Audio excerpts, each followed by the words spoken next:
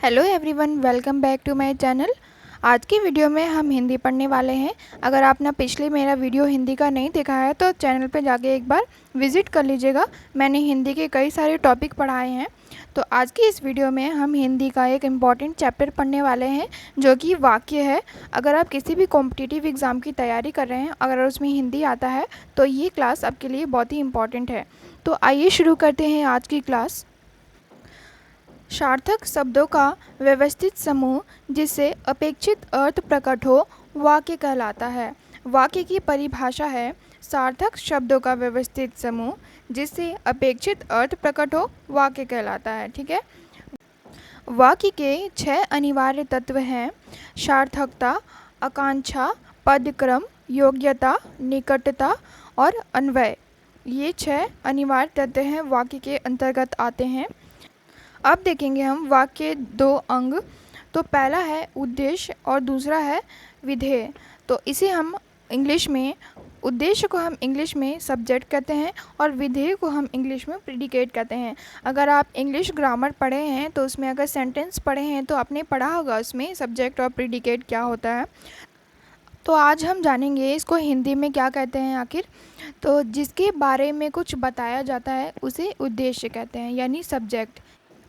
इसका एग्ज़ाम्पल है राम खेलता है। इसमें राम जो है वो हमारा उद्देश्य है। नेक्स्ट है अयोध्या के राजा दशरथ के 4 पुत्र थे।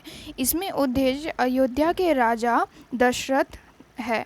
ठीक है। नीचे नोट में लिखा है संज्ञा के पहले के सभी शब्द उद्देश्य कहलाते हैं। तो ध्यान रखिएगा, संज्ञा के पहले जितने भी शब्द होते हैं वो सारे उद्देश्य कहलाते हैं।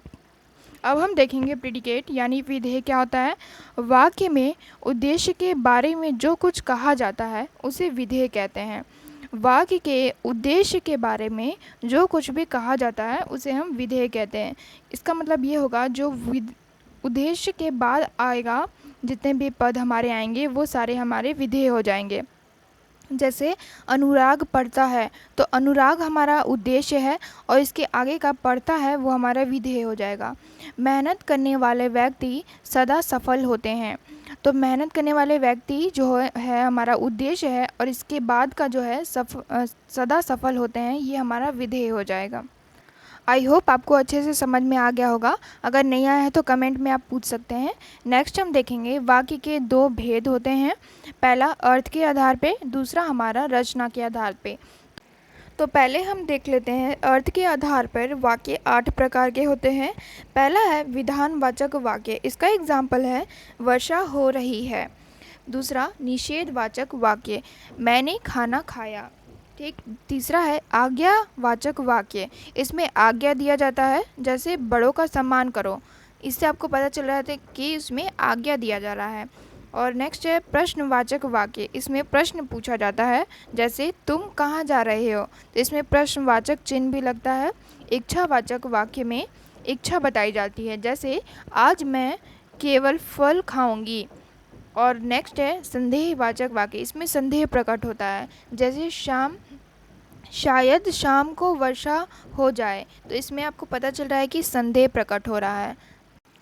नेक्स्ट है हमारा विस्मयवाचक वाक्य। इसमें विस्मयादिबोधक चिन्ह लगते हैं, जैसे वाह कितना सुंदर दृश्य है। तो वाह के बाद जो चिन्ह लगा है आप देख पा रहे होंगे, वो विस्मयादिवाचक चिन्ह है, जैसे आश्चर्य प्रकट होता है इसमें। ठीक है। नेक्स्ट है संकेतवाचक वाक्य। इसका एग्जाम्पल है अगर वर्षा होगी तो फसल भी अच्छी होगी। जैसा कि आप देख पा रहे हैं इसमें संकेत दिया जा रहा है कि अगर वर्षा होगी तो फसल भी हमारी अच्छी होगी। तो ये था हमारा अर्थ के आधार पर वाक्य के प्रकार। अब हम देखेंगे रचना के आधार पर वाक्य 3 प्रकार के होते हैं। पहला सरल वाक्य, दूसरा संयुक्त वाक्य, तीसरा मिश्रित वाक्य। तो ये आपने कहीं ना कहीं पढ़ा होगा, देखा होगा। अक्सर बच्चे ये तो पढ़ लेते हैं कि सरल, संयुक्त और मिश्रित वाक्य क्या होते हैं, लेकिन ये नहीं जानते हैं कि वाक्य 2 प्रकार के होते हैं। पहला अर्थ के आधार पे और रचना के आधार पे। तो रचना के आधार पे जो वाक्य होते हैं वो 3 प्रकार के होते हैं और अर्थ के आधार पे 8 प्रकार के होते हैं। तो आपके एग्ज़ाम में अगर पूछता है कि वाक्य कितने प्रकार के होते हैं, तो सब यही जानते हैं कि सरल, संयुक्त और मिश्रित वाक्य होते हैं। तो आप ध्यान रखिएगा कि रचना के आधार पर अगर पूछे तो 3 प्रकार के होते हैं और अगर अर्थ के आधार पर पे पूछेगा तो 8 प्रकार के होते हैं। तो आइए जानते हैं रचना के आधार पर वाक्य के प्रकार 3 जो होते हैं वो देख लेते हैं। पहला था हमारा सरल वाक्य, इसको साधारण वाक्य भी बोलते हैं। जिस वाक्य में केवल एक ही उद्देश्य तथा एक ही विधेय हो उसे हम सरल वाक्य कहते हैं। उद्देश्य मतलब सब्जेक्ट और विधेय मतलब प्रेडिकेट। इसका एग्जाम्पल है शिल्पी पत्र लिखती है। जैसा कि आप देख पा रहे हैं इसमें सिर्फ एक ही उद्देश्य है और एक ही प्रेडिकेट है। तो हमारा उद्देश्य जो है वो शिल्पी है और प्रेडिकेट जो है वो लिखती है। ठीक है, अब हम देखेंगे संयुक्त वाक्य। इसे हम इंग्लिश में कंपाउंड सेंटेंस भी बोलते हैं और सरल वाक्य को हम सिंपल सेंटेंस भी बोलते हैं इंग्लिश में। तो संयुक्त वाक्य, जिस वाक्य में दो या दो से अधिक सरल वाक्य योजक चिन्ह किंतु परंतु एवं पर अथवा इसलिए लेकिन फिर भी तो नहीं तो आदि शब्द से जुड़े हों उन्हें संयुक्त वाक्य कहते हैं। आप यहाँ पे ध्यान से देखिएगा, मैंने कुछ योजक चिन्ह लिखे हुए हैं। अगर सेंटेंस के बीच में ये योजक चिन्ह के कोई भी शब्द आए तो वो हमारा संयुक्त वाक्य होगा। जैसे पुलिस आई और चोर भाग गया। आप देख पा रहे हैं यहाँ कि और लिखा है, ये हमारा योजक चिन्ह है, तो आप जान पाएंगे कि ये संयुक्त वाक्य है। और दूसरा है प्रिय बोलो पर असत्य ना बोलो। तो पर आप देख पा रहे होंगे, पर हमारा योजक चिन्ह के अंतर्गत आता है। तो आप इसमें अच्छे से डिफरेंस पता कर पाएंगे कि सरल वाक्य और संयुक्त वाक्य में क्या अंतर है। एक बात यहाँ याद रखिएगा, दो सरल वाक्य को मिला के एक संयुक्त वाक्य बनता है। नेक्स्ट हमारा मिश्रित वाक्य, इसे हम मिश्र वाक्य भी बोलते हैं और इंग्लिश में हम इसको कॉम्प्लेक्स या कंपोजिट सेंटेंस बोलते हैं। जिस वाक्य में एक से अधिक क्रियाएं होती हैं या एक से अधिक समवर्ती क्रियाएं होती हैं उसे हम मिश्रित वाक्य बोलते हैं। जैसे एक वाक्य में एक से अधिक क्रियाएं होंगी और एक से अधिक समवर्ती क्रियाएं होंगी, उसे हम मिश्रित वाक्य बोलते हैं। जैसे मैंने एक व्यक्ति देखा जो बहुत बीमार था। तो आप यहाँ देख पा रहे होंगे इसमें दो क्रियाएं हो रही हैं। पहला मैंने एक व्यक्ति देखा और दूसरा वो बहुत बीमार था। नेक्स्ट उदाहरण है मैं जानता हूँ कि तुम्हारे अच्छे अक्षर नहीं बनते हैं। तो इसमें दो क्रियाएं हो रही हैं। पहला मैं जानता हूँ कि जो करता है वो बोल रहा है कि मैं जानता हूँ, और दूसरा है कि तुम्हारे अच्छे अक्षर नहीं बनते हैं। तो आप अच्छे से देख पा रहे हैं यहाँ की एक से अधिक क्रियाएं हो रही हैं, तो ये मिश्रित वाक्य कहलाता है। तो ये हमारा वाक्य का कोर्स कंप्लीट हो गया है। अगर आपको अभी भी कोई कन्फ्यूज़न है तो कमेंट में पूछ सकते हैं। आइए एक क्विक रिवीजन कर लेते हैं ताकि आपको अच्छे से और याद हो पाए। और हाँ, अगर आप अच्छे से समझना चाहते हैं तो वीडियो पॉज करके आप नोट्स भी साथ में बनाते रहिएगा ताकि आपको अच्छे से और याद हो पाए।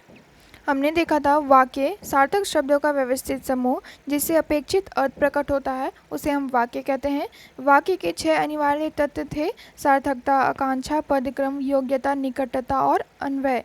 और वाक्य के 2 अंग थे, सब्जेक्ट और प्रेडिकेट, यानी उद्देश्य और विधेय। सब्जेक्ट उद्देश्य यानी जिसके बारे में कुछ बताया जाता है उसे हम उद्देश्य कहते हैं, और जो उद्देश्य के बाद आता है उसे हम विधेय कहते हैं।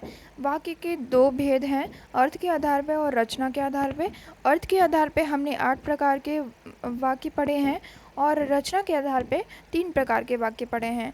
तो रचना के आधार पे 3 प्रकार के वाक्य सरल, संयुक्त और मिश्र हैं। सरल की हम डेफिनेशन देखे हैं, जिसमें एक ही उद्देश्य और एक ही प्रेडिकेट यानी विधेय आता है, वो उसे हम सरल वाक्य कहते हैं। और जिस वाक्य में 2 या 2 से अधिक सरल वाक्य आते हैं उसे हम संयुक्त वाक्य कहते हैं। और जिस वाक्य में एक से अधिक क्रियाएं होती हैं उसे हम मिश्रित वाक्य कहते हैं। इसका मैंने एग्जाम्पल देके आपको अच्छे से समझा दिया है। तो एक बार और वीडियो को देख लीजिएगा अगर समझ में नहीं आए। आज के लिए सिर्फ इतना ही, मिलते हैं नेक्स्ट वीडियो में, तब तक के लिए टेक केयर, थैंक यू।